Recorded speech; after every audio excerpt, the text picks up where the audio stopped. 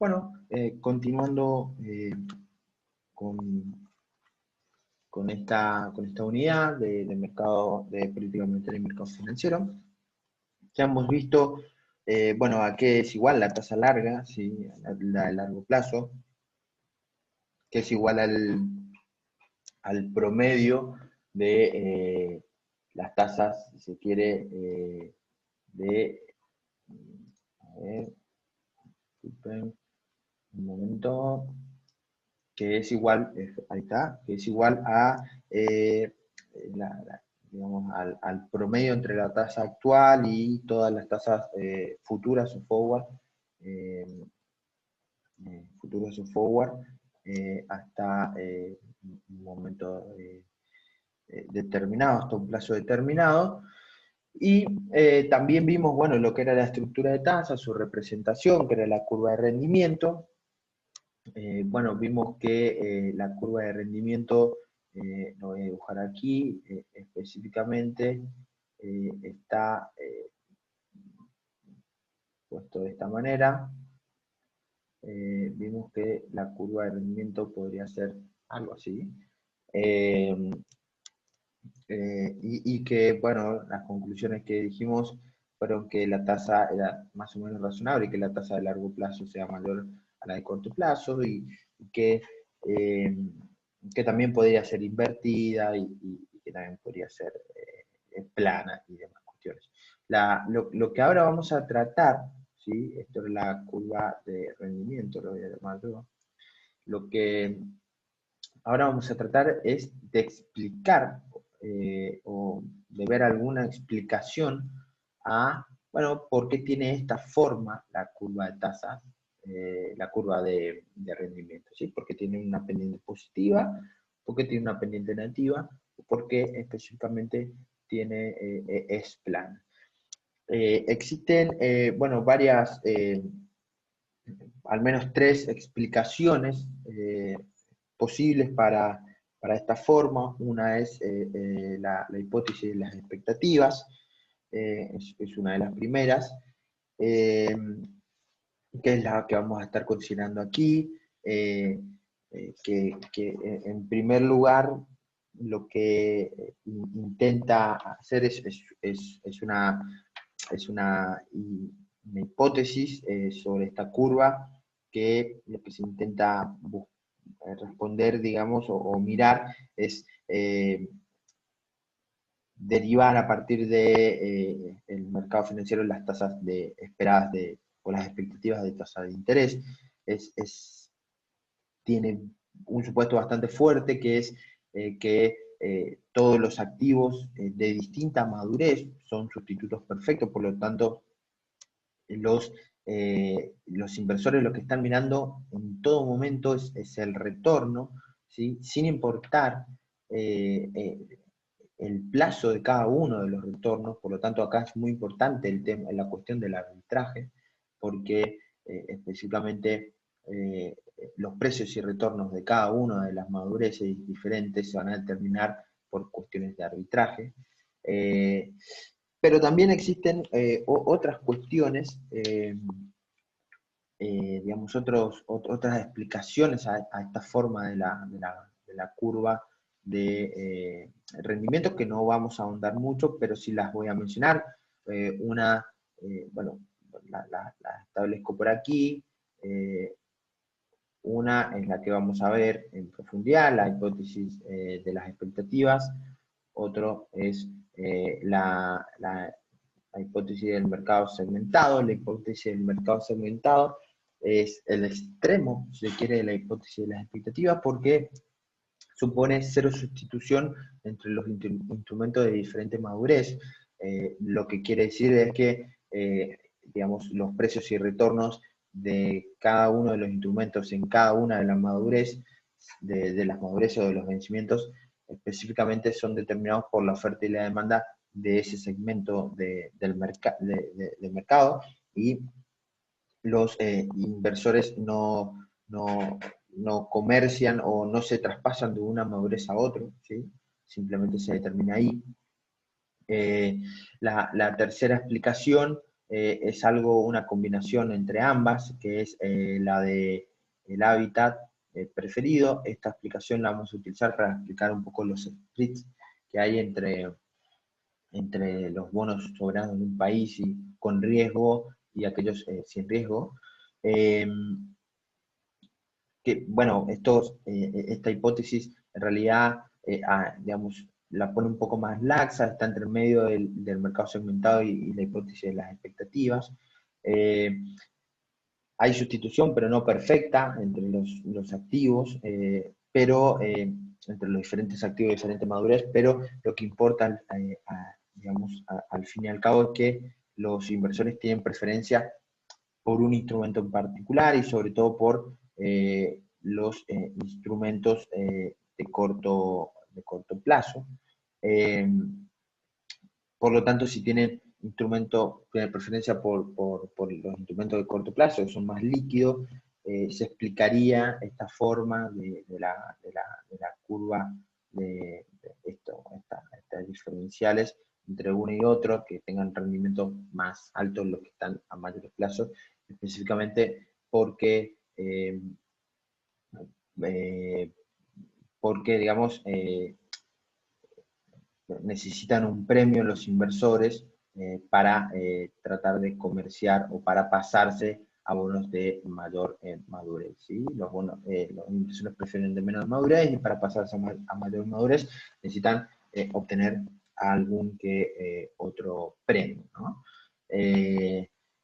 Así que bueno, esas son las diferentes teorías que podríamos utilizar para poder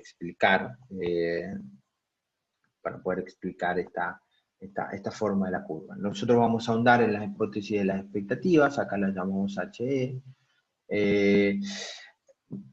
Ya lo dije, digamos, lo que son sustitutos perfectos y lo que importa aquí es el arbitraje, es el retorno, ¿sí? Sin importar qué madurez sea, el instrumento, al inversor le preocupa el rendimiento, por lo tanto, le preocupa tener el mismo rendimiento, ya sea en un bono de un periodo, renovando por un periodo o un bono de largo plazo, ¿sí?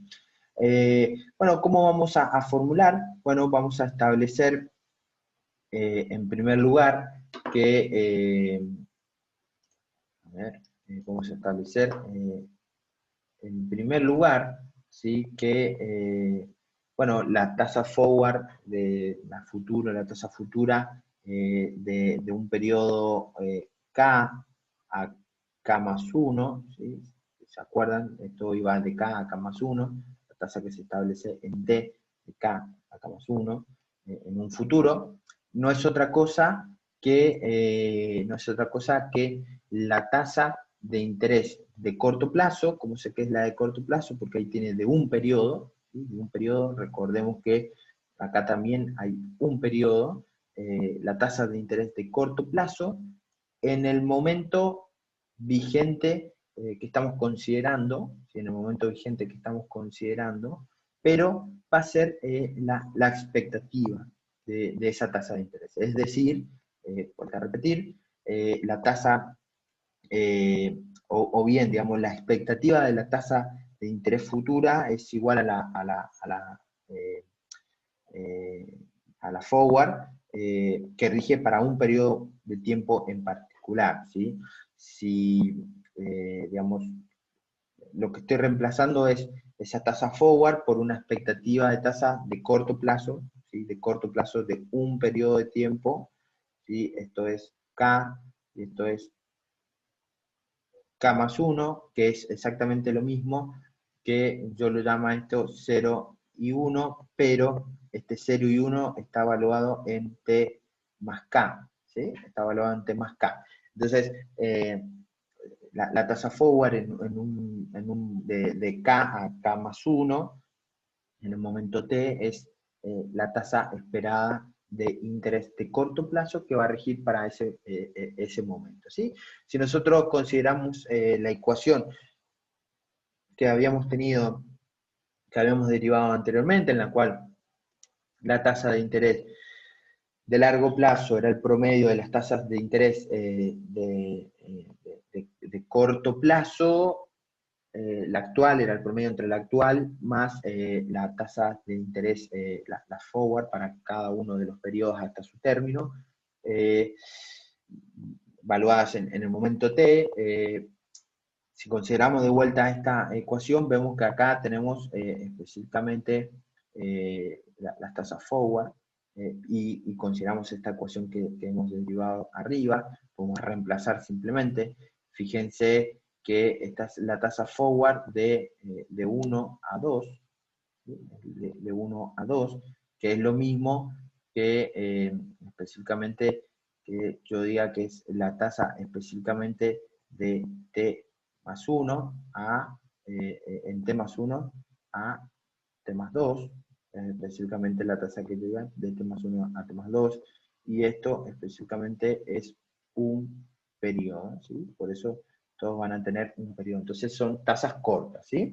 Reemplazamos eso, y fíjense que lo que nos quedó ahora es que está bien la tasa larga, ahora es el promedio de es el promedio de las tasas cortas, es el promedio de la tasa corta y de las tasas esperadas, ¿sí? Y de las tasas esperadas, digamos, de corto plazo desde hoy hasta el periodo de término, ¿sí? Una cuestión que se me ha olvidado explicar es, bueno, este símbolo, el operador de expectativa condicional, ¿sí? A la información en T, ¿sí? Por lo tanto, estamos considerando que se conoce la información anterior de todas las tasas de interés y hasta ese momento, así que es bastante sencillo. Entonces la tasa larga no es otra cosa que el promedio entre la tasa actual y todas las tasas cortas esperadas, ¿sí? Todas las tasas cortas esperadas desde este periodo, o sea, desde T, el periodo que estamos evaluando, a un periodo determinado, ¿sí? Entonces yo puedo ver distintas madurez, o sea, cambiar distintos N en un momento particular del tiempo, puede a 3 años, a 4 años, a 6 meses, a 5 meses, y siempre voy a tener que esa tasa, ese retorno, va a ser el promedio entre la tasa actual vigente más lo que se espera de cómo va a ir evolucionando esa misma tasa en el tiempo, hasta ese término, ¿sí? Si estamos considerando 6 meses y decimos, bueno, la tasa corta es de un mes, el periodo va a un mes, el periodo de un bono de un mes, 30 días, entonces diríamos que tendríamos algo así como 5 tasas adicionales, ¿sí? Y esa tasa de interés de 6 meses, por ejemplo, va a ser el promedio entre la tasa actual más lo que se espera de cómo va a ir evolucionando esa misma tasa de 30 días, pero en el resto de los meses, hasta llegar a 6 meses, ¿sí? Entonces, no es más que un promedio. Fíjense que aquí está la cuestión de el arbitraje de los bonos, porque de vuelta, como habíamos mostrado anteriormente, borro esto un poquitito, como habíamos mostrado anteriormente, el rendimiento, lo que estamos diciendo acá, que el rendimiento de un bono de largo plazo, ¿sí? De largo plazo, no es otra cosa que el rendimiento de una inversión en bonos de corto plazo que se vayan renovando entre sí, digamos, se nos van renovando periodo a periodo, digamos. Y eso es bastante importante, digamos, en el sentido de que eso es un arbitraje y es una condición que luego nos va a permitir para derivar algunas conclusiones de política monetaria, ¿sí? Fíjense que si nosotros estamos esperando que a lo largo de cada vez que vamos agregando plazos, ¿sí? Cada vez que vamos agregando plazos, vamos incorporando una unidad, un periodo que va a ir sumando en este promedio. Fíjense que si nosotros para un periodo dado estamos esperando que las tasas de interés suban, ¿sí? A lo largo del periodo se vayan a ir subiendo, es decir, estos términos van a ir creciendo, ¿sí? Es decir, porque el mercado está esperando que, si suponemos que esa es la tasa de política monetaria, que la tasa de política monetaria en el tiempo vaya a ir subiendo, porque se prevé una política monetaria contractiva en el futuro, porque ya se prevé inflación y se prevé que la política ha sido muy laxa en el tiempo, y se está viendo algunas reticencias de posibles tensiones inflacionarias. Entonces, las tasas de largo plazo para los periodos que vamos considerando, 1 año, 10 años, etcétera, va a ir subiendo, digamos, ¿sí? A medida que nos vamos extendiendo 1 año, ¿sí? Vamos viendo la evolución de la tasa corta, vamos viendo cómo la tasa corta, vamos viendo cómo espera el mercado que esa tasa corta vaya subiendo, entonces tenemos la de 1 año, después agregamos más periodos y tenemos la de 2 años, y así, si vemos que va creciendo la tasa, la tasa que es larga, y recordando que es el promedio entre la tasa actual y lo que va esperando el mercado que evolucione esa misma tasa actual hasta la fecha en que estamos considerando, entonces estamos diciendo que las tasas cortas van a ir subiendo, y por lo tanto, como van a ir subiendo, cada vez vamos teniendo un promedio de tasas largas más altas, porque las tasas cortas se están esperando que se vayan incrementando, ¿sí? Y eso es bastante importante, porque es una de las implicaciones, una de las implicancias de la teoría que la vamos a analizar en un ratito, ¿sí? Ahora, gráficamente, digamos, ¿cómo las explicamos? ¿Sí? Acá hay que tener en cuenta una cuestión, digamos, que cuando la tasa, digamos, voy a volver un ratito aquí, la tasa larga, que es, vuelvo de vuelta acá, que por ejemplo va a ser este punto, la curva gris es la curva de retorno, ¿sí? La curva de rendimiento, ¿sí? Que me va a representar la estructura de tasas, ¿sí? Y esto es digamos, las tasas forward, ¿sí? Tasas forward.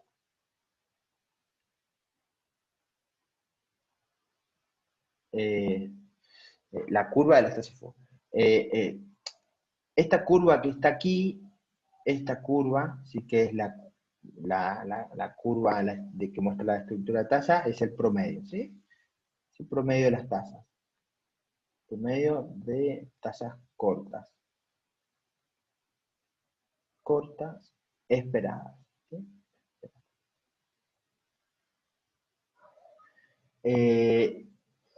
Y lo que vemos es que, fíjense que la tasa forward, lo que siempre me va a estar mostrando es lo marginal. ¿Por qué lo marginal? Porque siempre la tasa forward es sobre un periodo adicional, ¿tá? Entonces, cuando nosotros estemos mirando, por ejemplo, aquí, 6, 7 años, ¿sí? Es entre este periodo y el periodo que viene, y es lo marginal, siempre muestra lo marginal, por lo tanto me está agregando un periodo adicional en la conclusión de las tasas, ¿sí? Para verlo un poquito, voy a borrar y me voy a ir hacia una de... hacia aquí, digamos, fíjense, bueno, hacia aquí, fíjense que la tasa forward me va agregando un término acá, un término adicional. Entonces, lo que tengo acá es el periodo adicional, es el periodo marginal por el cual estamos un poco agregando esa tasa de interés, un periodo adicional. Entonces es la curva forward que me va a estar indicando la tasa forward para ese periodo, y es un periodo adicional, es un periodo marginal. Entonces, para que ustedes puedan entender sencillamente, imaginen que la tasa forward es como una curva marginal, y la tasa, que de hecho lo es, y la tasa, la curva que es la de retorno es una curva promedio, ¿sí? Y entonces, de hecho, de micro sabemos que cuando lo marginal, ¿sí? Cuando eh, la tasa que le estamos agregando al promedio que lo hemos calculado, que es el promedio de largo plazo, una tasa de largo plazo, eh, eh, es cada vez más elevada, ¿sí? Como acá me muestro que lo que le estoy agregando es cada vez más elevado, lo que le estoy agregando a ese cálculo del promedio, la tasa por un periodo adicional, entonces la curva forward va a estar subiendo, la curva de retorno o la curva de rendimiento va a estar creciendo, ¿sí? Va a estar creciendo. Entonces, en la medida que la curva forward esté por encima, ¿sí? Pero esté por encima, pero no haya cortado, ¿sí? No está aquí, esté por encima y no haya cortado, la tasa, la curva de retornos, ¿sí? O la curva de rendimiento, va a estar creciendo. Y como todo, digamos, como todo lo marginal, lo marginal me puede empezar a tener, eh, a medida que voy agregando, puede empezar a caer las tasas, pero no caer lo suficiente como para llevar al promedio hacia abajo, sino que todavía es alto, pero llegado a un punto en el cual la curva forward, que son las tasas marginales, y la curva de rendimiento se igualan, ¿sí? A partir de ese punto, entonces la curva forward va a caer por debajo, ¿sí? Va a caer por debajo, y la curva de rendimiento específicamente se va a empezar a disminuir. Eso es decir, que se van a empezar a esperar tasas cada vez menores en el futuro, ¿sí? Específicamente se van a esperar tasas cada vez menores en el futuro. Fíjense que específicamente es una tasa, es una curva de retorno que es bastante plana al principio, ¿sí? Es bastante plana, es decir, que en un periodo corto de tiempo no se esperan tantas alzas de tasa, pero se esperan entre un año y prácticamente y un año y 15, ¿sí? 1 y 15 años aproximadamente, se esperan que las tasas cortas vayan evolucionando de manera creciente, ¿sí? Va a haber como alzas de tasas cortas cada vez más altas, y hasta llegar a un punto hasta los 15 años, a partir de lo cual ya no se esperan más tasas bastante altas. El mercado lo que está esperando es un descenso de las tasas cortas, ¿sí? Eh, de suerte de que lo que estamos viendo, ¿sí? De suerte lo que estamos viendo en esta curva, en esta relación entre ambas curvas, es que específicamente las tasas forward y la propia hipótesis de las expectativas, ¿sí? Acuérdense de la ecuación de las expectativas, en la cual reemplazamos, en la cual la tasa de interés de largo plazo no es más que el promedio entre la tasa actual y las tasas cortas que se esperan en el futuro, hasta el término, nos permiten derivar aquellas tasas que van a prevalecer en el futuro, ¿sí? De hecho, estas son tasas que el mercado espera que prevalezcan en el futuro, que prevalezcan en el futuro incluso las de corto plazo. Aquí no las vemos, las de corto plazo las vemos en específicamente la curva forward. Lo que vemos es el promedio de tasas cortas en la curva de retorno, ¿sí? Eh, ¿a dónde, ¿A dónde termina todo esto, no? Con esta evolución de las tasas de interés. Bueno, lo cierto es que es razonable que el mercado espere que se llegue a algún equilibrio, y la evolución, cuando nosotros lo extendemos más en el tiempo, ¿sí? Vamos a 30 años, 50 años, es razonable esperar que la tasa de interés converja al equilibrio, que es el equilibrio que sucede, digamos, en el largo plazo de la economía, o sea, aquella que hace igual el ahorro y la inversión, ¿sí? Eh, de esta conclusión, digamos, ¿sí? Fíjense, tanto de esta conclusión como de la propia, del propio, a ver si la puedo escribir aquí, la escribo en forma muy resumida. La tasa de largo plazo no es otra cosa que el promedio en términos logarítmicos de, esto no va ahí,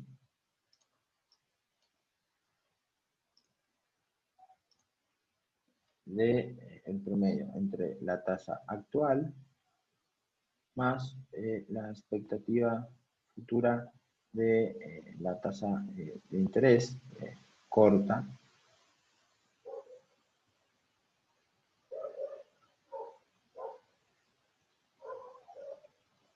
Fíjense que es lo que se espera en T, y así como al principio hemos visto, aquí también hay que tener en cuenta que estas expectativas van cambiando día a día, por lo tanto podemos tener curvas de rendimiento para cada uno de los días, ¿sí? Fíjense que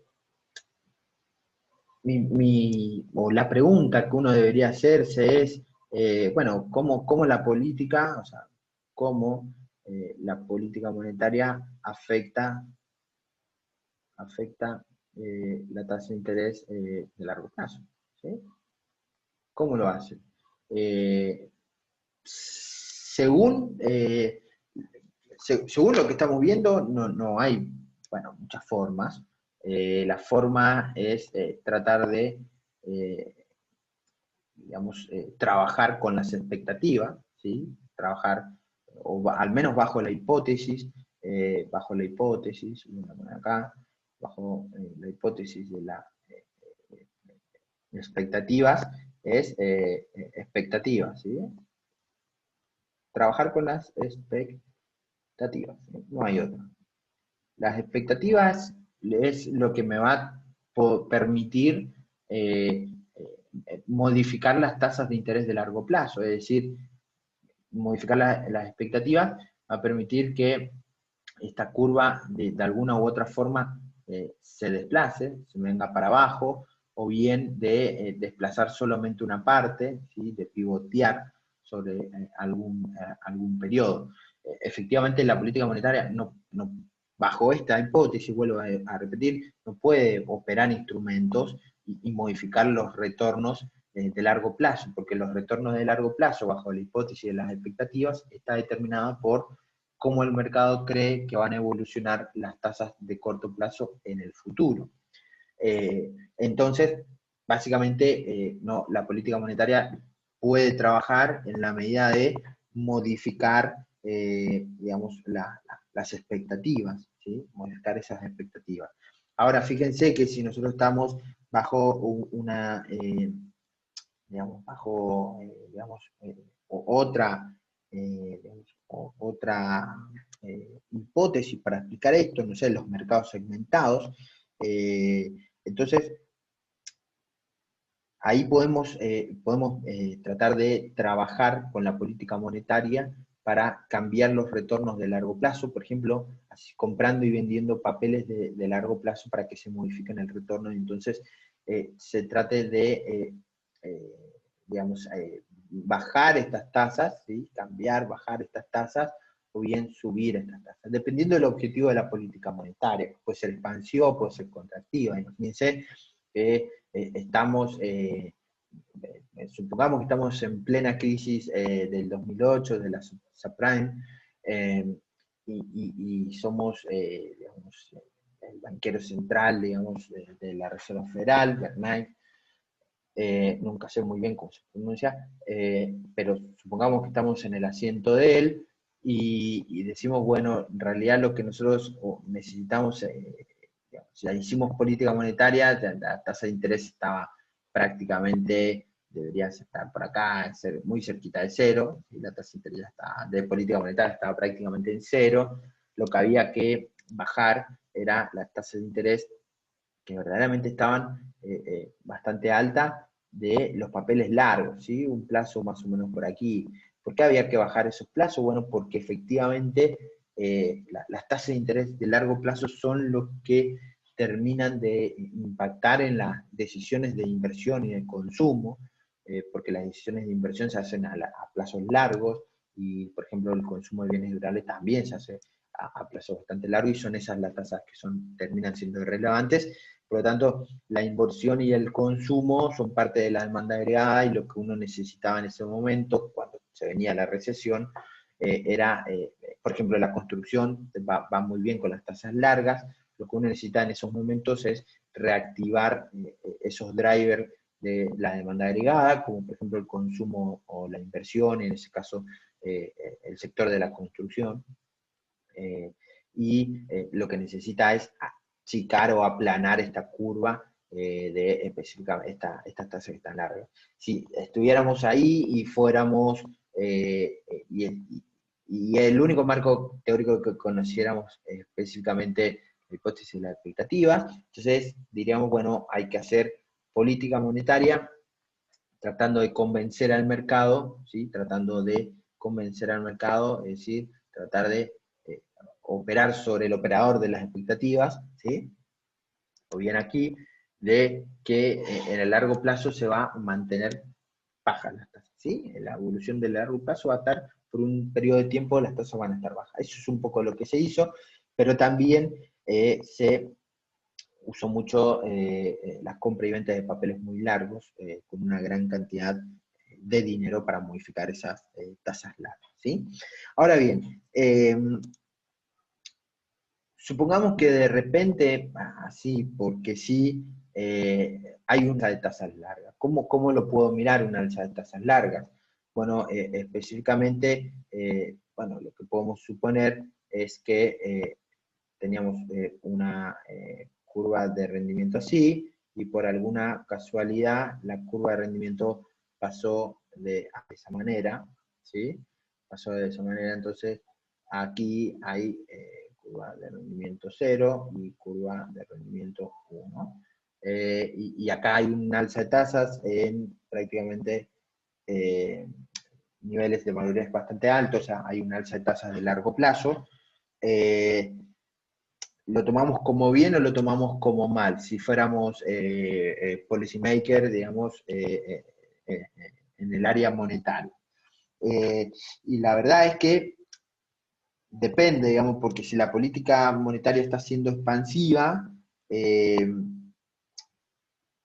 alza de tasas, bueno, podría ser de algún que otro motivo,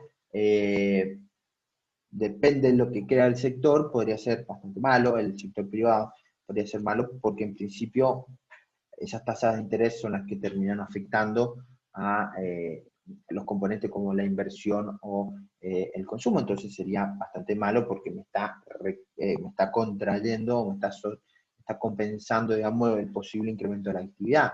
Ahora bien, si eso, si ese alza de tasa es porque el mercado está esperando que en el futuro vaya a existir una política monetaria más ajustada, ¿sí? Más inflexible, entonces en ese caso el alza de tasa, bueno, está bien vista, porque digamos, quiere decir que la, el avance de la actividad ha sido bastante elevado, y lo que estamos considerando es contraer la actividad en ese momento. Pero también podría ser malo si en realidad el alza de tasas largas es producto de una inflación, ¿sí? Que el mercado está previendo que en el futuro vaya a haber inflación y no vaya a haber ningún tipo de crecimiento económico. Entonces, a ciencia cierta, digamos, la política monetaria, si quiere operar, si quiere ponerse a pelear o quiere descender, ¿sí? Las tasas, todas las tasas, toda la estructura de tasas, debería trabajar con las expectativas, y ya no vale más un cambio en las tasas de interés de corto plazo. La puede mover, si puede efectivamente mover esta tasa de interés de corto plazo, va a modificar levemente, es marginal, pero si quiere desplazar esta curva de retorno, efectivamente tiene que eso tiene más que ver con las expectativas que con otras cosas que se hacen ahí, ¿sí? Y eso también es bueno dejarlo en claro, que los desplazamientos de la curva de retorno tienen que ver con los cambios de expectativas.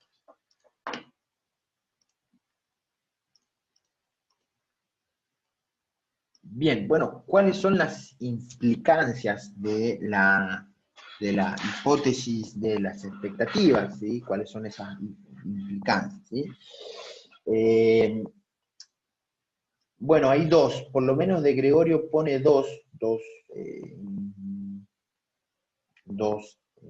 digamos, explicaciones, dos implicancias de esta, del porqué de usar la hipótesis de la expectativa para, digamos, explicar esta situación, la curva de rendimiento que tiene pendiente positivo. La primera tiene que ver con, bueno, si la tasa larga, efectivamente, como sucede aquí, la tasa larga es mayor que la corta, ¿sí? La tasa corta, entonces se está esperando que la tasa corta vaya a subir en el futuro. Y eso es precisamente, lo miramos y lo acabamos de explicar, lo miramos a través de esta, que es la ecuación fundamental de la hipótesis de las expectativas. Si, digamos, esta tasa es más grande que esta, quiere decir, si esto es un promedio, quiere decir que digamos, el mercado en el futuro, ¿sí? En el futuro, en los periodos futuros, está esperando un alza de esta misma tasa que es de un periodo y es corta, y es la tasa de política monetaria, ¿sí? Entonces, si la tasa, si vemos que, digamos, los bonos de largo plazo tienen tasas mayores a los bonos de corto plazo, entonces el mercado está esperando que efectivamente la tasa corta suba en el futuro. Y eso es efectivamente lo que es una implicación de la hipótesis de la expectativa. La segunda implicancia tiene que ver con que si la tasa larga es mayor que la tasa corta, fíjense lo mismo, digamos, si estamos explicando una curva de rendimiento, digamos, creciente, se espera que la tasa larga, ¿sí? Se espera que esta tasa que está aquí, que efectivamente es la tasa larga, se espera que esta tasa que está aquí continúe subiendo en el futuro, ¿sí? Continúa subiendo en el futuro. Lo cual es un poco raro, ¿sí? Es un poco raro porque efectivamente tiene poco apoyo empírico. Esto tiene poco apoyo empírico, ¿sí? No se suele dar porque es un poco raro. Esto tiene más apoyo empírico, ¿sí? Tiene bastante apoyo empírico. Tiene bastante apoyo empírico, y esto no tiene tanto apoyo empírico, porque si suponemos que la tasa de interés larga es alta, lo que estamos diciendo es que la tasa de interés larga va a ser aún más alta en el futuro. O sea, el mercado está esperando que la tasa de interés sea más alta aún en el futuro. Para desarrollar y mostrar esto, ciertamente, digamos, hay todo un desarrollo que yo lo subo en el apunte, y para no demorar más tiempo, o sea, no demorar mucho, preferí hacerlo con el ejemplo que está al final, que es un bono, un consol, que el bono consol es un bono a perpetuidad, ¿sí? Es un bono a perpetuidad, en donde específicamente digamos, en donde específicamente el rendimiento se cumple lo mismo, digamos, es a perpetuidad en el sentido de siempre va a pagar una renta y no tiene tiempo definido, digamos, no tiene tiempo definido, es un tiempo infinito, ¿sí? Las mismas conclusiones llevamos a los dos con los dos casos. Con el otro era más desarrollo matemático, y con este es menos desarrollo matemático, pero la intuición está detrás, ¿sí?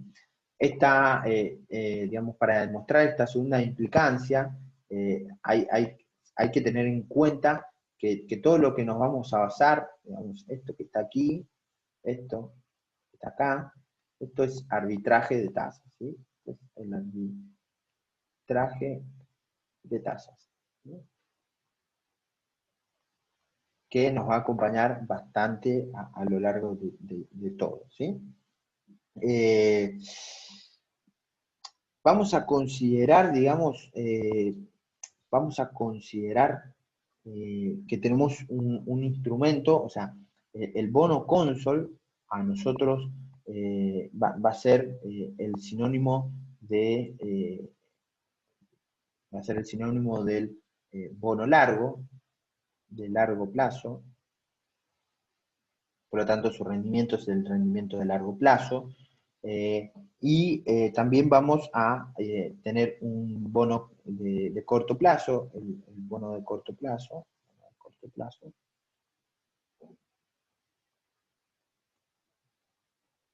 cuyo rendimiento es R sub T, ¿sí? Y el bono de largo plazo tiene un rendimiento de R mayúscula. ¿Ah? Aquí vamos a considerar un periodo de tiempo eh, en el cual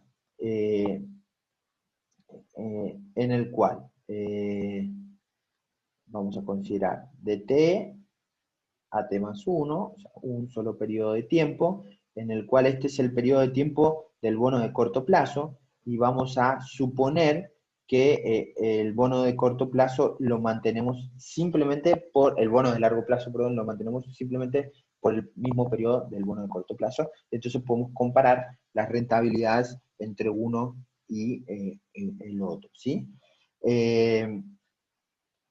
Fíjense que el bono de largo plazo, o sea, el bono de corto plazo, yo lo compro aquí, lo compro en T, lo compro en T, y estoy seguro, como es un bono cero, que voy a recibir $1 al final.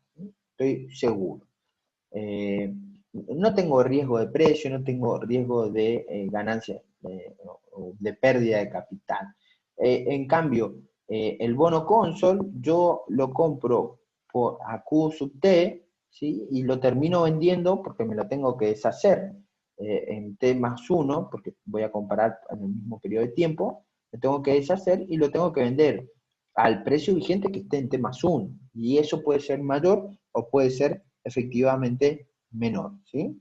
Entonces, eso es un poco lo que tenemos que tener en consideración al momento de hacer estas, digamos, esta comparación, ¿sí? Eh, Fíjense que este arbitraje de tasas lo que me está diciendo de manera implícita es, me está marcando una indiferencia, ¿sí? Una indiferencia en el inversor. ¿Indiferencia respecto a qué? Respecto a si invertir en el bono de corto plazo o bien invertir en el bono de largo plazo, ¿sí? Y esta, efectivamente, es esta ecuación. Fíjense que al inversor le da lo mismo invertir y obtener en un bono de corto plazo una rentabilidad de R sub T, o bien invertir en un bono de largo plazo y obtener toda esta rentabilidad. Eh, Ahora, bueno, ¿cómo lo armamos esto? Bueno, específicamente el inversor sabe que invierte en T $1 o compra el bono y obtiene al final, porque el bono es cero, obtiene al final en el bono de corto plazo una rentabilidad de R. Sí, está seguro esta rentabilidad. Ahora bien, el inversor al final, comprando el bono de largo plazo, sabe que obtiene una rentabilidad en ese mismo periodo, en el periodo de renta del bono de corto plazo, obtiene una rentabilidad, pero ojo que en este caso sí opera lo que denominaríamos a partir de ahora, ¿sí? La ganancia esperada de capital. Que que en este caso termina operando la ganancia esperada de capital. Y eso es una variable que termina ajustando.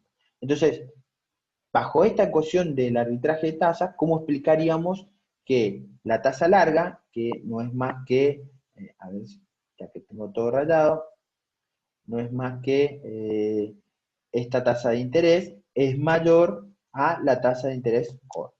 Bueno, si nosotros miramos, establecemos, si pasamos para el otro lado, bueno, esa tasa de interés va a ser mayor si y solo si se espera que el precio del bono al final, ¿sí? Al final del periodo, ¿sí? Sea más bajo que el precio al cual el inversor compró ese bono.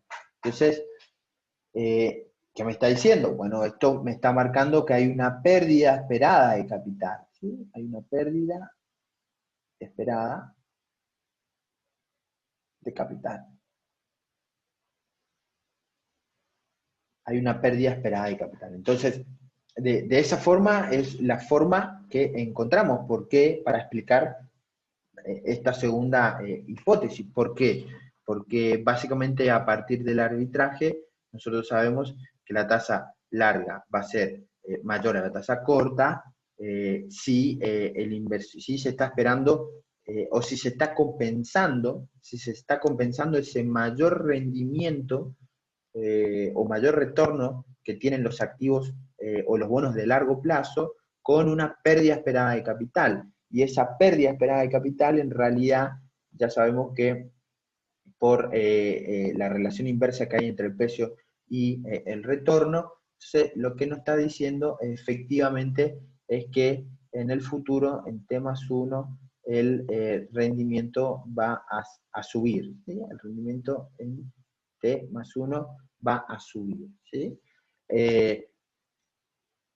De esa manera está explicando la hipótesis de las expectativas, a esta cuestión que tiene que ver con la cuestión del arbitraje y con su segunda implicancia, que es cuanto menos polémica, y surge porque anteriormente habíamos dicho que el inversor está indiferente, ¿sí? Está indiferente entre invertir en bonos de diferente madurez, ¿sí? Porque todos los activos son sustitutos perfectos, entonces lo que le importa es el rendimiento total, ¿sí? Y el rendimiento total se tiene que igualar, y la manera de igualar entre que la tasa larga, ¿sí? La manera de justificar que la tasa larga pueda ser mayor a la tasa corta, tiene que ver, o sea, deriva o compensa con una caída en el precio de los bonos de largo plazo, ¿sí? Y la caída en el precio de los bonos de largo plazo en realidad nos está diciendo otra cosa, que el rendimiento